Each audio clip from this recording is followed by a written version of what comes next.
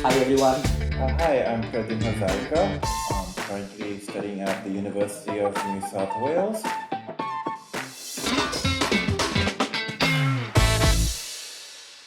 So hi everyone. Good evening again. So we are again with one of our previous students who is currently based out in Australia, and we'd like to know the introduction from himself, who is excellently enjoying in Australia. Who can give us his brief introduction starting after 12, what he has been doing till date now. Hi, I'm Pradyun Hazarika. I'm currently studying at the University of New South Wales. And I'm doing a master's in geotechnical engineering. Okay, so Pradeep, you went for your undergrad program first in Australia. I think Yes. previously before starting Yes. your masters recently. So what difference did you find after your 12th grade studies in India to the academic system in Australia? I think the main difference is that you are in control of the pace at which you learn. And unlike in India, where you are mostly spoon fed in class 12 until class 12, in university, you are basically on your own and you have to pick up the mantle yourself. So you mean say you have become more of an independent person and you're able to cope up to the study and you're able to learn what you exactly want to learn for yourself. Yes. That's something we agree on the same part. So, but at the same time, there's always a question: how is the return of investment going to help me out by investing in Australia? And why did you choose Australia in the first place and not any other countries? I'll start with the second question. I chose Australia because I realized that the University of New South Wales had a better ranking in general, and they had a much better environmental engineering program when I first went to Australia. And in terms of selecting a place to do my master's, I chose University of New South Wales again because their geotechnical engineering department was one of the best, and because I had contacts within the academia there. And sorry, what was the first question again? Okay, so the first question was, how do you think the academic quality in Australia is that has developed and evolved you to go to the masters again in same country or to choose Australia as a destination again? I think it's the fact that, again, it's a very independent learning system. And a good thing about an engineering degree there is that you have mandatory industrial training sessions. So you need to have, I think, 60 days of industrial training before you are allowed to graduate.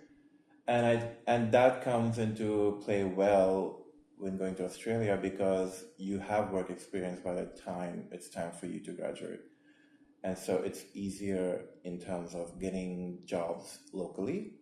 But it's also good if you come back to India, then you can show that you have work experience abroad. Okay, great. That's wonderful to know that. I say at the same time, when you were applying after your bachelor's to your master's in Australia, as you had good merit that we come to know as we were applying for you, so you were also being offered a PhD. So is it possible to directly do a PhD immediately after bachelor's in Australia also? Yes, it is possible. You have to have very good marks in your bachelor's degree. And a lot of PhD programs also do look into whether you have any research experience. So I had a really good research thesis mark, but then it came out way up after the threshold to apply for a PhD came for me. But it's not only research experience. You need, if you can, have a few studies, works published. It would be really good if you have that, and then you can go from bachelor's immediately. You have other things like vertically integrated programs or other engineering projects if you do that, which they involve a certain element of research in them. If you can do that and extracurricular research stuff, it'll be good for your PhD application. Great. Let's come to your first step when you started your bachelor's preparation. Like, was it an easy step to, make your mind up that I'm going to Australia, which is at least 6 hours ahead of India, right? Going to stay away from a family at the age of 18 years. How difficult it was to adapt to a new environment?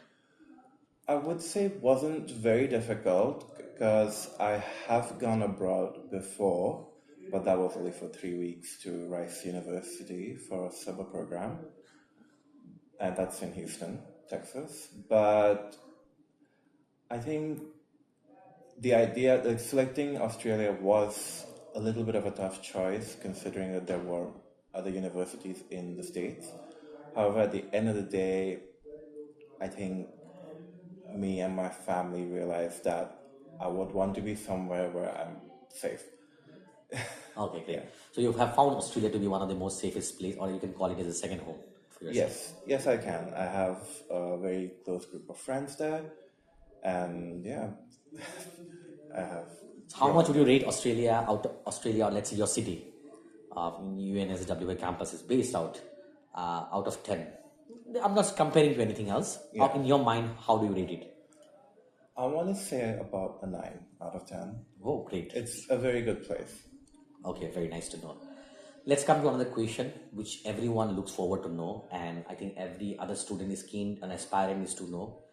How are the job prospects on successful completions an academy or a course in Australia? Easy. Job prospects depend honestly on the student. Unlike India, where you do have companies coming into universities, there are opportunities for companies to come, but it's more based on networking. It'll be up to you at the end of the day and what contacts you can make, because the recruitment process is very rigorous. Okay. But if you do have networks, if you have people you know that work in the industry, then it's much easier. So what is the usual threshold or the job variance for a graduate entering to a corporate world? Let's say for the engineering students or the management students. I'm sorry, I did not understand. I'm the salary bracket for a graduate entering the industry. How much usually they paid in Australia? I'll go based on graduates for environmental engineering. I think was between $60,000 to $80,000 a year, and geotechnical engineering it's a much higher bracket, but that's because it's a bigger specialization. So I can consider, so you were saying 60,000, let's see the lower threshold.